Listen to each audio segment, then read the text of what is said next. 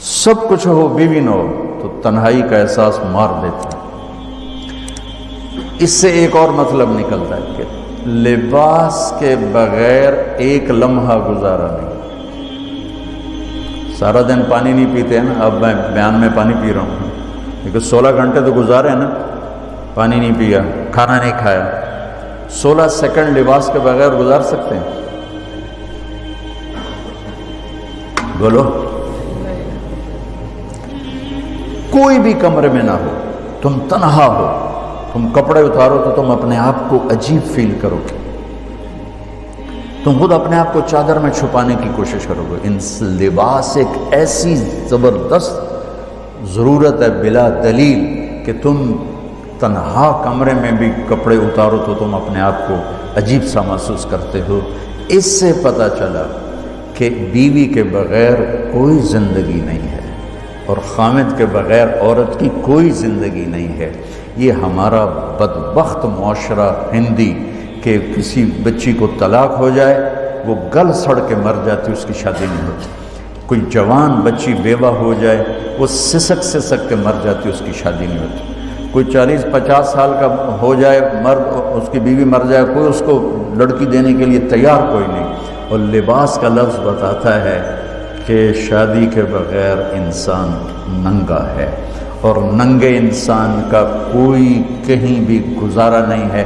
لفظ لباس بتاتا ہے کہ ہم اس چیز کو رواج دیں کہ شادیاں ہوں، بیوہ کی شادی ہو، مطلقہ کی شادی ہو، کوئی کس کی بیوی مر جاتی ہے۔ حضرت ابن مسعود کا فرمان ہے اگر میری موت میں 10 دن باقی ہوں تو بھی میں شادی کر لوں گا اگر میری بیوی مر جاتی۔ ابو ہریرہ کہتے ہیں اگر میری زندگی میں 7 دن باقی ہوں اور میری بیوی مر جائے تو میں 1 ہفتہ بھی شادی کے بغیر نہیں رہوں گا، میں شادی کر لوں گا۔ تو ہم ایک ہندی معاشرے سے متاثر ہیں جہاں بیوہ کی کوئی سنوائی نہیں، مطلقہ کی کوئی سنوائی نہیں، اور کوئی جوان بھی 2-4 بچے ہیں اور بیوی مر جائے تو اس کی کوئی شادی نہیں ہے، وہ سسک سسک کے وہ بلک بلک کی زندگی گزارتے ہیں۔ ہم لوگ اس کو رواج دیں۔ لباس، لفظ لباس بتا رہا ہے کہ جیسے لباس کے بغیر ایک لمحہ آدمی چین سے نہیں بیٹھ سکتا، ایسے ہی اس رشتے کے بغیر زندگی میں کوئی خوبصورتی نہیں، کوئی حسن نہیں۔ میں نے جیسے کہا لباس سب سے قریب ہے، تو اس کے بعد بیوی کا حق سب سے پہلے آ جاتا ہے۔ ماں باپ کی طرف سے زیادتی آئے تو تمہارے ذمے ہے اپنی بیوی کو بچاؤ، اللہ کے واسطے اپنی بیویوں کی حفاظت کرو۔ ہاں تمہاری بیوی کی طرف سے زیادتی آئے تو اللہ کے واسطے ماں باپ کی حفاظت کرو۔ تو اس کا مطلب یہ نہیں کہ تم ڈنڈا اٹھا لو، اپنے اخلاق ایسے بناؤ، سپرنگ بن جاؤ، سپرنگ جو فریشر سے کو قبول کر کے دب کر کے نیچے چلا جاتا ہے۔ نیچے جانے میں جڑ جانے کا نظام چھپا ہوا ہے کہ جھک جاؤ، ماں باپ ناراض ہو ان کے پاؤں پکڑ لو، بیوی ناراض ہو اس کے پاؤں پکڑ لو۔ ذلت میں عزت چھپی ہوئی ہے، ساری زندگی کا تجربہ بتا رہا ہوں۔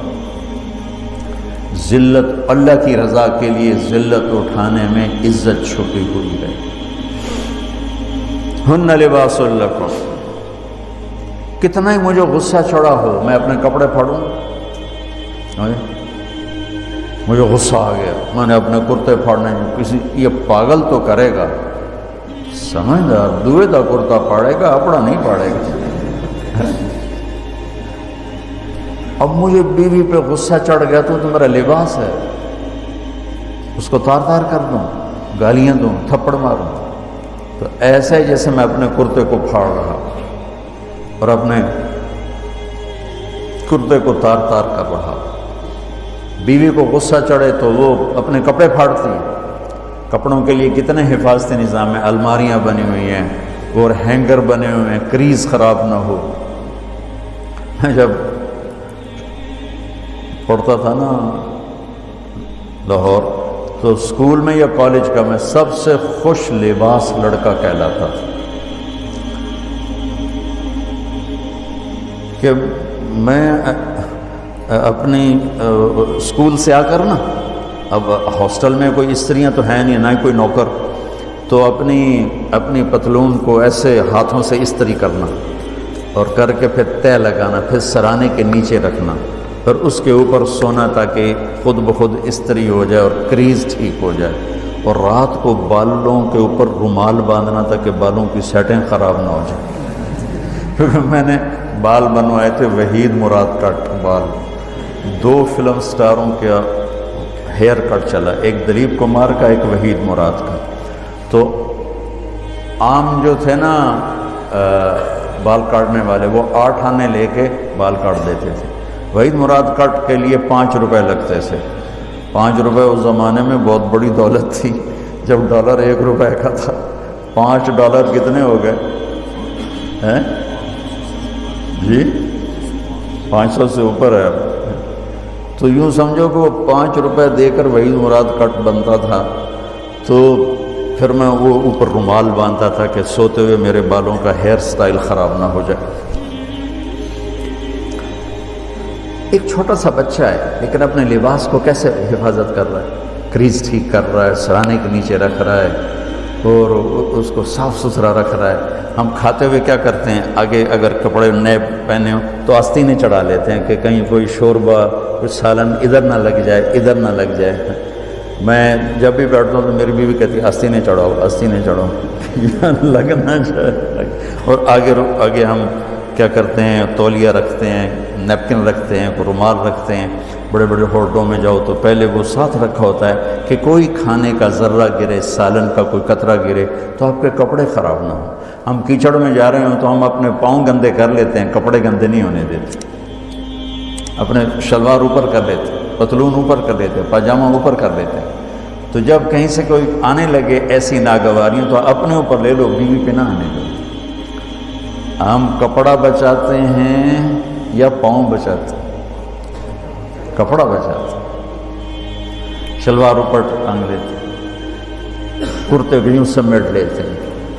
تو جتنا کیچڑ ہے حالات کا، واقعات کا، اخلاق کا، وہ کیچڑ اپنے اوپر لے لو، بیوی کو بچا لو۔ اور بیوی کیا کرے، وہ جتنا کیچڑ ہے حالات کا، واقعات کا، ناگواریوں کا، اپنے اوپر لے لے، خامد کو بچا لے۔ لباس کا اور کیا کام ہے، یواری سواتکم، یہ تمہارے عیب چھپاتا ہے۔ تو میرا کام کیا ہے، میں بیوی کی کمیاں چھپاؤں، ڈھنڈورا نہ پیٹوں۔ بیوی کا کام کیا ہے، خامد کی کمیاں چھپائے، ڈھنڈورا نہ پیٹے۔ دوسرا کام کیا ہے لباس کا، وریشہ، لباس مجھے خوبصورت بناتا ہے۔ یہ ایک واحد رشتہ ہے جو زندگی کو خوبصورت بناتا ہے۔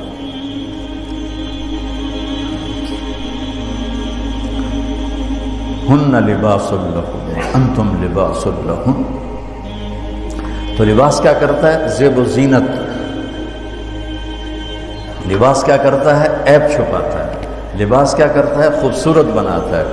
تو اس رشتے کو خوبصورت بنانا ہے، بیوی خامند کے لیے، خامند بیوی کے لیے۔ کس طرح یہ رشتہ خوبصورت بنے گا، اچھے اخلاق کے ساتھ، اچھے اخلاق کے ساتھ۔ اگر گھر والوں کے اخلاق اچھے ہوں، اور بچی ساس سسر کو ماں باپ بنا لے، ساس سسر بچی کو ماں باپ بنا لے، خامند بیوی کو ہتھیلی کا چھالا بنا لے، بیوی خامند کو ہتھیلی کا چھالا بنا لے۔ میں قربان جاؤں اپنے نبی پر، ساری کائنات کو نور ایمان دینے والی ہستی، اور حضرت عائشہ رضی اللہ عنہ کو لقمے بنا کے کھلا رہے، کمال۔ حضرت عائشہ رضی اللہ عنہ وہ بڑی بڑی بوٹیاں ہوتی تھیں نا، وہ اٹھا کے ایسے نوچتی اور پھر رکھ دیتی، روٹی کا ٹکڑا اٹھاتی۔ میرے نبی وہی بوٹی اٹھاتے جہاں حضرت عائشہ نے نوچا ہوتا تھا، وہیں دکھا کے کرتے تھے، ان کی محبت کو لینے کے لیے اور ہمیں سکھانے کے۔ حضرت عائشہ گلاس اٹھاتی، وہ بڑے بڑے ہوتے تھے، اب تو یہ چھوٹے چھوٹے گلاس ہیں۔ بخل کا زمانہ آ گیا، پانی بھی تھوڑا دیں دیں۔ ہمارے دیہات کا کلچر تھا، اب تو مٹ گیا ہے، مہمان ہی کوئی نہیں ہوتے۔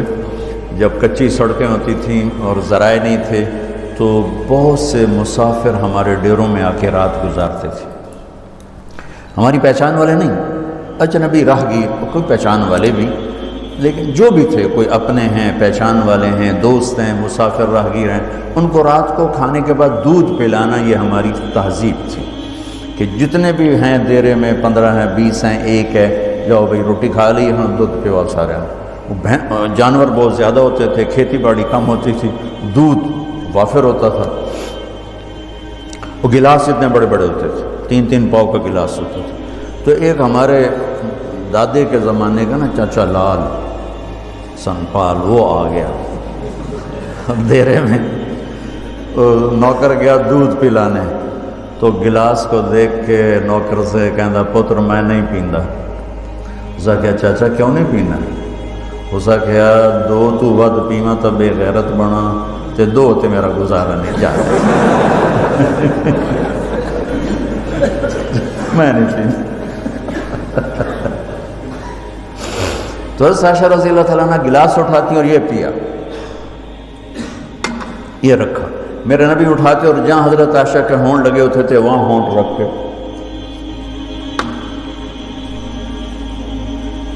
یہ زندگی سکھائی ہے۔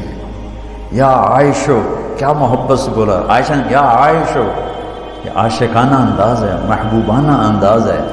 یا حمیراء، عائشہ آؤ دوڑ لگائیں۔ عائشہ مجھے پتہ چل جاتا جب تو میرے اوپر ناراض ہوتی ہے۔ حضرت عائشہ نے کہا وہ کیسے؟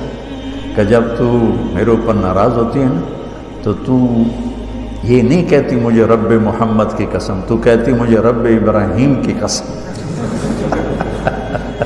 جب تو میرے اوپر راضی ہوتی ہے تو کہتی ہے مجھے رب محمد کی قسم، اور جب تو میرے اوپر ناراض ہوتی ہے تو کہتی مجھے رب ابراہیم کی قسم۔ کہ یا رسول اللہ صلی اللہ علیہ وسلم نام ہی آپ کا نہیں لیتی، میرا تو دل آپ پہ، کیا میری جان قربان ہے آپ پر۔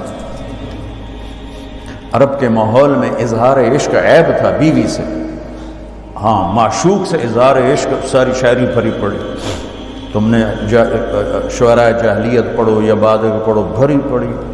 وَهَلْ تَبْكِينَ لَيْلَا إِذَا مِتُّ قَبْلَهَا وَقَامَ عَلَىٰ قَبْرِ النِّسَاءُ النَّوَائِحُ لَيْلًا كَمَا لَوْ أَصَابَ الْمَوْتُ لَيْلًا بَكَيْتُهَا وَجَادَ لَهَا دَمْعًا مِنَ الْعَيْنِ السَّافِحُ وَأَغْبِطُ مِنْ لَيْلًا بِمَا لَا أَنَالُهُ بَلَا كُلُّ مَا قَرَّتْ بِهِ الْعَيْنُ طَائِعُ وَلَوْ أَنَّ لَيْلًا، دیکھو لیلہ لیلہ لیلہ، 4 شعر ہیں لیلہ، ہر شعر میں لیلہ۔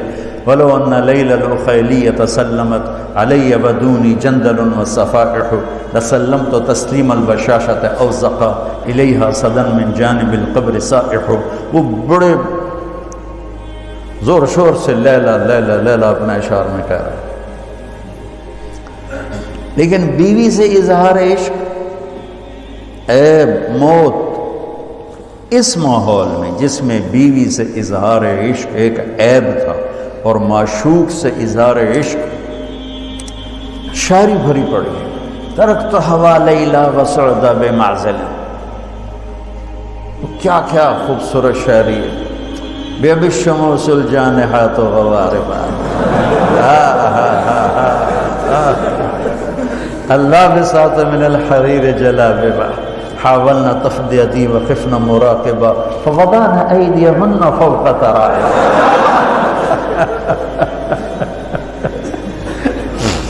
عرب کی شاعری بھری پڑی ہے عشق و معشوقی سے۔ اس ماحول میں میرے نبی سے ایک شخص کہتا ہے یا رسول اللہ من احب الناس الیک، آپ کو سب سے زیادہ کس سے پیار ہے؟ بھری محفل ہے، مسجد الگ نہیں، یوں کر کے پوچھ رہا ہو، بھری محفل میں آپ سب سے زیادہ کس سے پیار کرتے ہیں؟ تو آپ نے زور سے کہا عائشہ سے۔ اللہ اکبر، اللہ اکبر، ہائے ہائے ہائے۔ وہ تو ہل گئے، کہنے لگے، ان کی تو سمجھ میں نہیں آئی بات، تو انہوں نے کہا یا رسول اللہ میرا مطلب ہے مردوں میں آپ کس سے زیادہ پیار کرتے؟ تو آپ کو اندازہ ہو گیا بھائی کیوں یہ پوچھ رہا ہے، اس کو ہضم نہیں ہوا جواب، تو آپ نے کہنا تھا ابو بکر سے، تو آپ نے فرمایا مردوں میں عائشہ کے عباس، ابوہا عائشہ کے عباس۔ کیا زندگی سکھائی، ہن لباس لکم وانتم لباس لہن، یہ تمہارا لباس ہے. تمہیں کتنا ہی غصہ چڑھے لباس تو نہیں پھاڑو گے. تمہیں غصہ چڑھے بیوی کو بے عزت نہ کرو. بیوی کو غصہ چڑھے تو کرتا پھاڑے گی، اپنا دوپٹے کو آگ میں ڈالے گی نہیں، اس کو بچائے گی. صرف پاگل یہ کام کرتا ہے. اسی ایک لفظ لباس کے اندر زندگی گزارنے کا پورا طریقہ موجود ہے. اور اسی کے اندر بیواؤں کی، مطلقہ کی، رنڈوے کی شادی کا اشارہ خوبصورت موجود ہے کہ لباس کے بغیر تو ایک لمحہ انسان نہیں گزار سکتا. اس کو رواج دینا یہ ہماری ذمہ ہے، اور اپنے نبی کی معاشرت کو بتانا یہ ہماری ذمہ ہے.